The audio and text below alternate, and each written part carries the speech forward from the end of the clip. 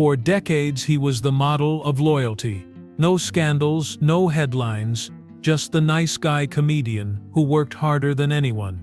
But behind that spotless image, there was a story he never told. A rumor that followed him for 40 years, one he always denied. That man was Jay Leno, the face of late-night television, the workhorse of comedy, the husband who seemed untouchable. While others stumbled through fame, he built a reputation on discipline and devotion. Yet even as he made millions laugh, one secret shadowed him behind the camera. Now, at 75, the truth is beginning to surface. As Jay cares for his wife Mavis through the fog of dementia, he's writing a memoir that finally admits what few ever imagined. The rumor, he says, was partly true. There was someone who meant more to him than anyone knew, someone whose memory still lingers even now.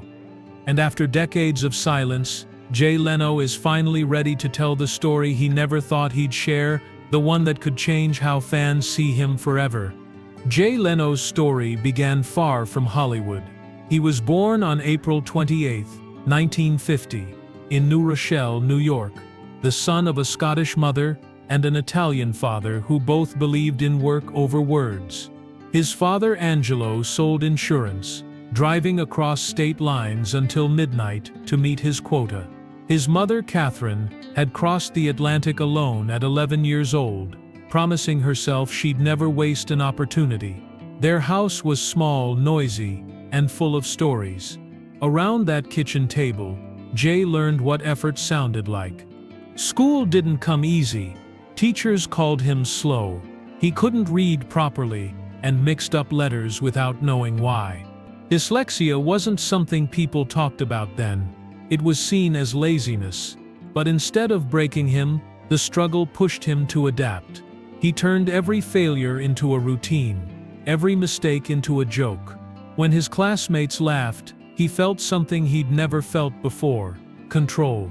He might not have been able to read perfectly, but he could read a room. By the time he was 14, Jay was working at a pizza shop in Andover for $1.25 an hour.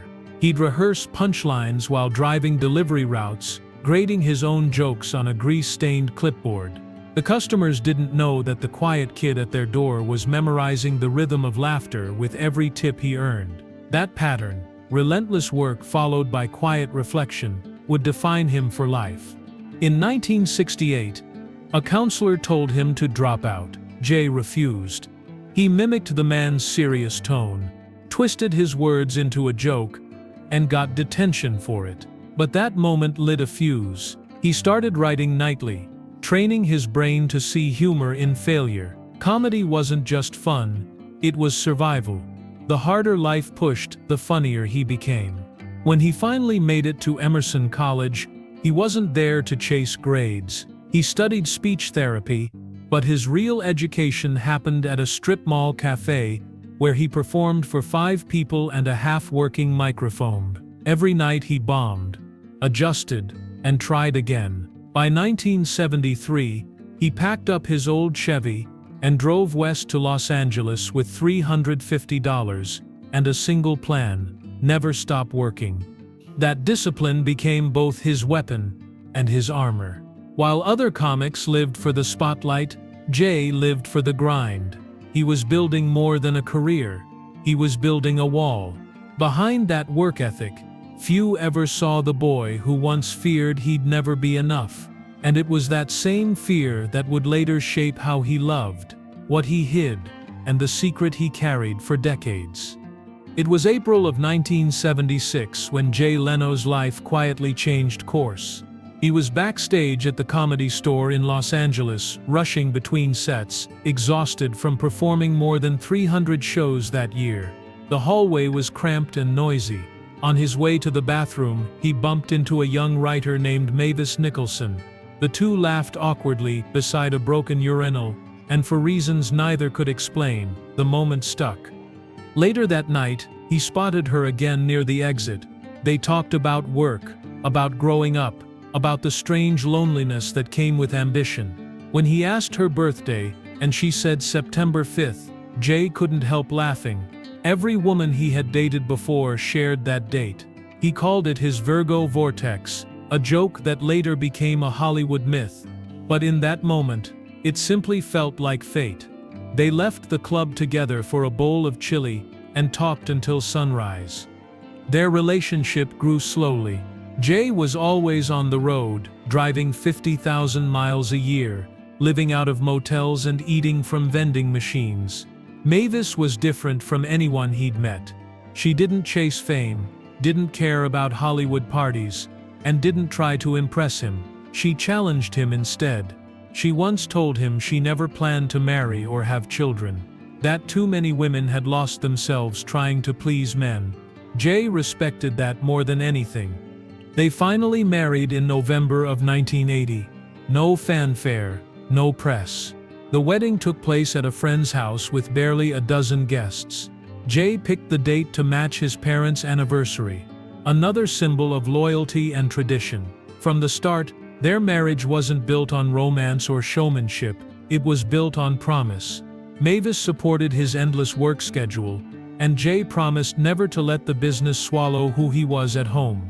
Mavis built her own path. She became a strong voice in feminist circles, speaking out against gender inequality and leading campaigns that reached Congress. In 1999, she even helped stop a billion-dollar oil deal with Afghanistan, forcing a major company to withdraw its plans. Jay watched from the sidelines, proud and amused that the quiet woman he met in a dingy hallway could take on the world with such fire. But while Mavis fought battles in public, Jay was fighting them in silence. His success grew, yet so did his distance. He filled every hour with work, afraid of slowing down, afraid of letting people see what he really feared, losing control. Mavis loved him for his drive, but even she could sense the emotional walls he built. Neither of them could have known that those same walls would one day hide more than exhaustion. They would hide a secret that followed Jay Leno for decades. By the early 1980s, Jay Leno was climbing faster than anyone expected. The same discipline that had carried him from pizza shops to comedy clubs now fueled his rise through television. He'd gone from small guest spots to sitting across from Johnny Carson himself. To the public, he was every network's dream: clean, dependable, and never unpredictable. But behind that polite grin was a man who couldn't stop working. When Jay became the regular guest host of The Tonight Show in 1986, the opportunity came with pressure. Carson was the king of late night, and the industry treated him like royalty. Jay's strategy was simple: say nothing, stay loyal, and outlast everyone else. But ambition has a way of making silence sound like betrayal. NBC executives were quietly watching, and when the time came, they wanted someone younger, someone who could keep advertisers happy. That someone was Jay. In May of 1992, the impossible happened. Johnny Carson retired, and The Tonight Show passed to Jay Leno instead of David Letterman, the man most people expected. Even Carson wanted Letterman to take the seat. When NBC made its decision, friendships crumbled overnight. Carson never mentioned Jay during his farewell. Letterman felt betrayed. The media called it the late-night war, but for Jay it was something deeper. A loyalty test he couldn't win without losing a part of himself. The weight of that success began to show at home. Mavis was proud, but she noticed he had stopped talking about anything but work. Every conversation turned into a plan. Every dinner interrupted by a phone call. Jay used humor to deflect, but behind his grin, exhaustion was settling in. He had reached the top, yet felt strangely alone there. Then came the rumors. A female producer, a guest from a rival network, a woman who understood him better than anyone. No names, only whispers. Jay denied them all. He said his only affair was with comedy. But the stories didn't fade, and each one cut a little deeper into the image he had spent a lifetime protecting. Mavis never confronted him publicly, and Jay never addressed it again. Instead, he buried himself in the routine. The same show, the same drive home, the same silence before bed. Hollywood watched him as the man who did whatever it took. His fans saw devotion, his peers saw calculation. Somewhere in between, the truth was less about betrayal and more about loneliness. Jay had everything he wanted: fame, fortune, and control. But somewhere along the way, he'd begun to wonder what it had all cost him. That question would stay with him for the next 3 decades. As The Tonight Show settled into Jay Leno's control, the laughter never stopped, but neither did the whispers. For years, talk circled quietly around Hollywood that something about Jay's personal life didn't fit the image. His clean reputation, his constant jokes about never cheating, never drinking, never smoking, it was all too perfect for an industry built on imperfection. The most persistent rumor began innocently enough. People noticed his fascination with birthdays. Every woman he had ever dated before Mavis shared the same one, September 5th. He joked about it during interviews, called it "my cosmic mistake," and claimed he could sense when someone was born that day. Audiences laughed, but in back rooms and green rooms, people wondered if it meant something more. Jay brushed it off each time, turning it into another bit, another shield. Behind closed doors, however, the story grew legs. Tabloids hinted at a woman from his early television years, someone who worked close to him, someone who might have been more than a colleague. There were no photographs, no evidence, only speculation. Yet the idea that Jay Leno, America's most loyal husband, might have cared deeply for another woman fascinated everyone. It didn't matter if it was true. The contrast alone kept the rumor alive. Jay's reaction was to double down on discipline. He refused to let gossip control his narrative. While his rivals courted drama, he leaned further into the image of the nice guy. He gave up vacations, avoided parties, and saved every paycheck. "If you work hard enough, no one can touch you," he once said. But the truth was more complicated. Each joke, each long night in the studio, was also a way to outrun the noise. By the early 2000s, the story had become Hollywood folklore. Journalists revisited it every few years, tying it to his well-known secrecy and obsession with control. Some claimed that the other woman was never real at all, that she symbolized the part of himself Jay could never admit existed, the part that wanted something softer, something unplanned. Still, the rumor lingered because it said something about him people couldn't shake. They wanted to believe that behind the suits and punchlines there was a man who once made a mistake, or almost did. For someone who built his life on predictability, the idea of a single emotional slip made him human. Jay never confirmed or denied specifics. He laughed, he changed the subject, he made another joke. But silence can sometimes speak louder than denial. And as the years passed, that silence began to sound less like protection and more like regret, the quiet echo of something unfinished. By his 70s, Jay Leno had survived every kind of spotlight, scandal, rivalry, and the pressure of late-night television. Yet the challenges that waited for him weren't on stage. They were in his garage. His passion for restoring vintage cars had always been his escape, a place where the noise of fame couldn't reach him. But in November of 2022, that passion nearly killed him. He was working alone under a 1907 steam-powered car when a spray of gasoline caught the pilot flame. The fire erupted instantly, coating his face and chest. Within seconds, his skin was burning.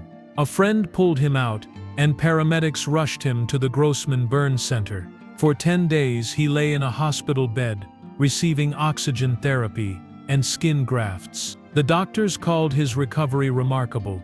Just 2 weeks later, he was back on stage joking. "We've got 2 shows tonight, regular and extra crispy." The crowd roared. But behind the laughter was pain he couldn't hide. 2 months later, another accident. He was riding a vintage Indian motorcycle near Burbank when a wire stretched across a parking lot caught him by the neck. The impact threw him off the bike, breaking bones and cracking ribs. Even then, Jay refused to stop performing. He called it bad luck, but his friends started to see it differently. They said he seemed addicted to the danger, as if the risk itself made him feel alive. Then came the fall. In November of 2024, while walking alone in Pittsburgh, he slipped down a hill and fell 60 feet onto the rocks below.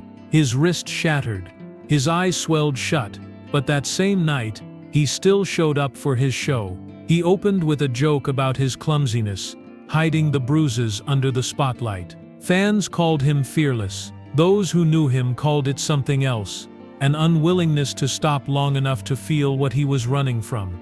Each accident stripped away another layer of invincibility. For decades, Jay had hidden behind his work ethic and his humor. But now both were cracking. The audiences still laughed, yet backstage he looked tired.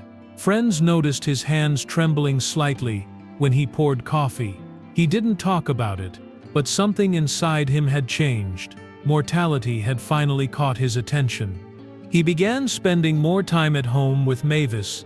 She had started to forget small things, where she left her keys, what day it was, who had called earlier. Jay brushed it off at first, then couldn't anymore. He'd seen what age could take away, and for the first time in his life, he didn't have a joke for it. By the spring of 2024, Jay Leno's world had grown smaller. The same man who once thrived on late-night chaos now spent his mornings in quiet routine, cooking breakfast, checking medications, and gently reminding his wife who he was. Mavis, the woman who once stood on stages challenging governments and corporations, was slipping away piece by piece. Alzheimer's had begun to steal her world. Jay refused to let it take her alone.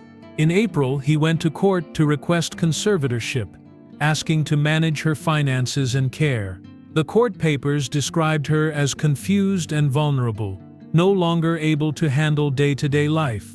The judge approved the request, praising Jay for the devotion he had shown. To outsiders, it was a simple legal act. To Jay, it was a vow renewed, a promise to protect her until the very end. Those closest to him said they'd never seen him this gentle. He cooked for her, combed her hair, and repeated stories of their early years, hoping each word might light a spark. Sometimes she smiled. Sometimes she didn't recognize him at all. He'd laugh it off, then quietly wipe his eyes once she turned away. It was during these months that Jay began writing again. Not jokes, but memories.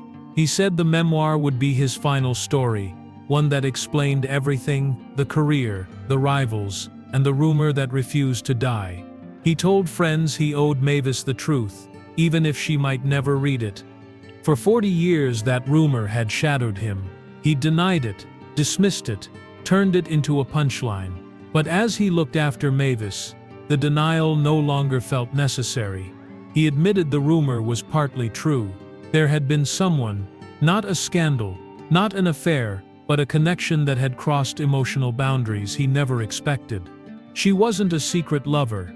She was the what if he carried in silence. He said it wasn't about guilt. It was about honesty, finally acknowledging the parts of his story that didn't fit the legend. Caring for Mavis reminded him how fragile love really is, how easily time erases even the sharpest memories. He wanted his truth written before time did it for him.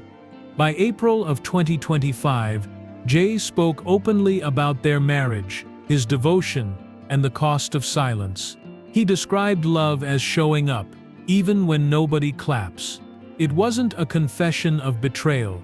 It was an admission of humanity. He had built a life on control, but in the end it was letting go that proved he still knew what love meant. In the quiet hours of the morning before the house wakes, Jay Leno still walks to the garage. The smell of oil and metal feels familiar, grounding him in a world that hasn't changed. He'll polish an old car, start an engine just to hear it hum, then return to Mavis's side with coffee and a smile. The man who once lived for applause now measures his days by moments of recognition, a laugh, a nod, a flicker of memory in her eyes. For half a century, Jay's life was defined by motion. He chased the next show, the next headline, the next record. He had built success out of discipline and humor, believing those things would protect him from loss. But now, standing in the stillness of old age, he's learning a different kind of strength, the kind that comes from slowing down. His upcoming memoir, set for release at the end of 2025, promises surprises. Publishers expect it to be one of the most revealing celebrity books in years. But those who know him say it won't be scandal that defines it, it will be love. Not the glossy, red carpet version, but the kind that endures through silence, illness, and devotion. Jay Leno has outlasted his rivals, outworked his peers, and outperformed the odds.